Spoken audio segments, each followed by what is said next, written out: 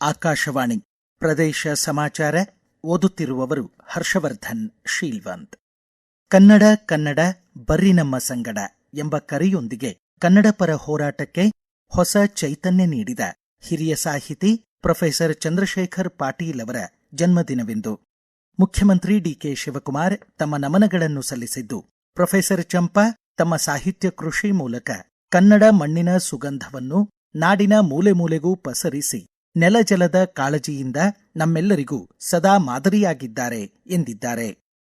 ರಾಷ್ಟ್ರೀಯ ಶಿಕ್ಷಣ ನೀತಿಯ ಆಶಯದಂತೆ ಭಾರತೀಯ ಭಾಷಾ ಪುಸ್ತಕ ಯೋಜನೆ ಅಸ್ಮಿತಾದಡಿ 22 ಭಾರತೀಯ ಭಾಷೆಗಳಲ್ಲಿ 22,000ಕ್ಕೂ ಹೆಚ್ಚು ಪಠ್ಯಪುಸ್ತಕಗಳನ್ನು ಕೇಂದ್ರ ಶಿಕ್ಷಣ ಸಚಿವಾಲಯ ಸಿದ್ಧಪಡಿಸುತ್ತಿದೆ.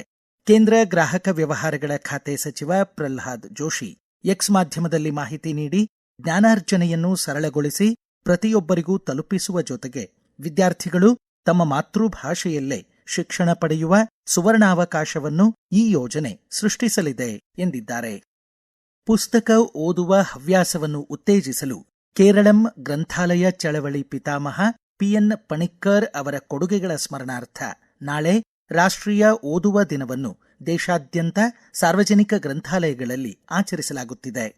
ಕೇಂದ್ರ ಆಯುಷ್ ಸಚಿವಾಲಯ ಐತಿಹಾಸಿಕ ಹಾಗೂ ಸಾಂಸ್ಕೃತಿಕ ಮಹತ್ವದ ದೇಶದ 12 ತಾಣಗಳನ್ನು ಗುರುತಿಸಿದ್ದು, ಆರೋಗ್ಯಕರ ಮುಪ್ಪಿಗಾಗಿ ಯೋಗ ಧ್ಯೇಯದೊಂದಿಗೆ ವಿಜಯನಗರ ಜಿಲ್ಲೆಯ ವಿಶ್ವ ಪರಂಪರೆಯ ತಾಣ ಹಂಪಿಯೂ ಸಹ ಅಂತಾರಾಷ್ಟ್ರೀಯ ಯೋಗ ಪ್ರದರ್ಶನಕ್ಕೆ ಸಜ್ಜುಗೊಳ್ಳುತ್ತಿದೆ.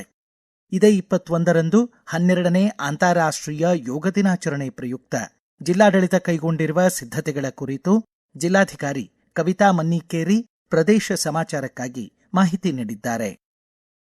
12ನೇ ಅಂತಾರಾಷ್ಟ್ರೀಯ ಯೋಗ ದಿನಾಚರಣೆಯನ್ನು ದಿನಾಂಕ 21/6/26ರಂದು ಬೆಳಗ್ಗೆ 6 ಗಂಟೆಗೆ ಜಿಲ್ಲಾ ಕ್ರೀಡಾಂಗಣದ ಮೈದಾನ ಮುನ್ಸಿಪಲ್ ಗ್ರೌಂಡ್ ಹೊಸಪೇಟೆ ಇಲ್ಲಿ ಏರ್ಪಡಿಸಲಾಗಿದೆ. ದಿನಾಂಕ 19/6/26ರಂದು ಬೆಳಗ್ಗೆ 6 ಗಂಟೆಗೆ ಫ್ರೀಡಂ ಪಾರ್ಕ್ ಸ್ಟೇಷನ್ ರಸ್ತೆ ಹೊಸಪೇಟೆ ಇಂದ ಜಾಗೃತಿ ಬೈಕ್ ಜಾಥಾ ಏರ್ಪಡಿಸಲಾಗಿದೆ. ಈ ಕಾರ್ಯಕ್ರಮವನ್ನು ಯಶಸ್ವಿಗೊಳಿಸಬೇಕಾಗಿ ಕೋರುತ್ತೇನೆ. ಸುಮಾರು 2,000ಕ್ಕೂ ಹೆಚ್ಚು ಜನಗಳು ಈ ಕಾರ್ಯಕ್ರಮದಲ್ಲಿ ಭಾಗವಹಿಸಲಿದ್ದಾರೆ. ಎಲ್ಲಾ ವಯೋಮಾನದ ಜನರಿಗೂ ಅನುಕೂಲವಾಗುವ 24 ಆಸನಗಳನ್ನು ಆಯೋಜಿಸಿದ್ದು, ತಾವೆಲ್ಲರೂ ಭಾಗವಹಿಸಿ ಯೋಗ ದಿನಾಚರಣೆಯನ್ನು ಯಶಸ್ವಿಗೊಳಿಸಬೇಕಾಗಿ ನಾನು ತಮ್ಮಲ್ಲಿ ಕೇಳಿಕೊಳ್ತಾ ಇದ್ದೀನಿ. ಧನ್ಯವಾದಗಳು.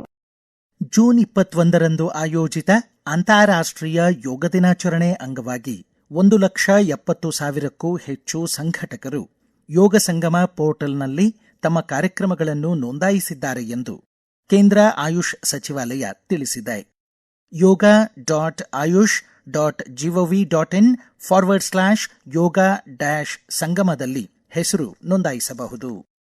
ಕೃಷಿ ಇಲಾಖೆ ಆತ್ಮ ಯೋಜನೆ ಅಡಿ ಭಾರತೀಯ ಕೃಷಿ ಅನುಸಂಧಾನ ಪರಿಷತ್ ಧಾರವಾಡದ ಗಾಂಧಿ ಕೃಷಿ ವಿಜ್ಞಾನ ಕೇಂದ್ರದ ಸಹಯೋಗದಲ್ಲಿ ತಾಲೂಕಿನ ಪುಡಕಲ್ಕಟ್ಟಿ ಗ್ರಾಮದಲ್ಲಿ ಖೇತ್ ಬಚಾವೋ ಅಭಿಯಾನ ಆಯೋಜಿಸಿತ್ತು. 200ಕ್ಕೂ ಹೆಚ್ಚು ರೈತರು ಭಾಗವಹಿಸಿದ್ದರು. ಯಶವಂತಪುರ ವಿಜಯಪುರ ನಡುವೆ ಸಂಚರಿಸುವ ವಾರದ 2 ದಿನಗಳ ವಿಶೇಷ ಎಕ್ಸ್ಪ್ರೆಸ್ ರೈಲುಗಳ ಸಂಚಾರ ಅವಧಿಯನ್ನು ನೈಋತ್ಯ ರೈಲ್ವೆ ವಿಸ್ತರಿಸಿದೆ. ಜುಲೈ 4ರಿಂದ ಆಗಸ್ಟ್ 31ರವರೆಗೆ ರೈಲು ಸಂಚಾರ ಮುಂದುವರಿಯಲಿದೆ. ಆಗಸ್ಟ್ 1 ಮತ್ತು 3ರಂದು ರೈಲು ಸೇವೆ ಲಭ್ಯವಿಲ್ಲ. ಗೋವಾದಲ್ಲಿ ನಡೆದ 2026ನೇ ಸಾಲಿನ ವಿಶ್ವ ಪವನಶಕ್ತಿ ದಿನಾಚರಣೆಯಲ್ಲಿ ಕರ್ನಾಟಕಕ್ಕೆ ಪ್ರತಿಷ್ಠಿತ ಹೈಯೆಸ್ಟ್ ವಿಂಡ್ ಕೆಪಾಸಿಟಿ ಪೈಪ್ಲೈನ್ ಪ್ರಶಸ್ತಿ ಸಂದಿದೆ.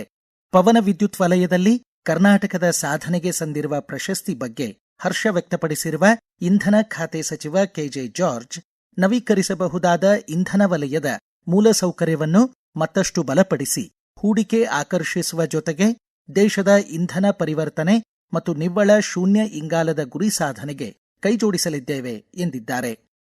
ರಾಜ್ಯ ಸರ್ಕಾರ ಮತ್ತು Karnataka digital economy mission startup genome ಸಂಸ್ಥೆಯ ಸಹಭಾಗಿತ್ವದಲ್ಲಿ ಪ್ಯಾರಿಸ್ನ ವಿವಾಟೆಕ್ನಲ್ಲಿ ಅನಾವರಣಗೊಳಿಸಲಾದ ಜಾಗತಿಕ ನವೋದ್ಯಮ ಪರಿಸರ ವ್ಯವಸ್ಥೆ ವರದಿ 2026ರ ಪ್ರಕಾರ ಜಾಗತಿಕ ಶ್ರೇಯಾಂಕ ಪಟ್ಟಿಯಲ್ಲಿ ಭಾರತದ 6 ನವೋದ್ಯಮ ಪರಿಸರ ವ್ಯವಸ್ಥೆಗಳು ಸ್ಥಾನ ಪಡೆದಿವೆ.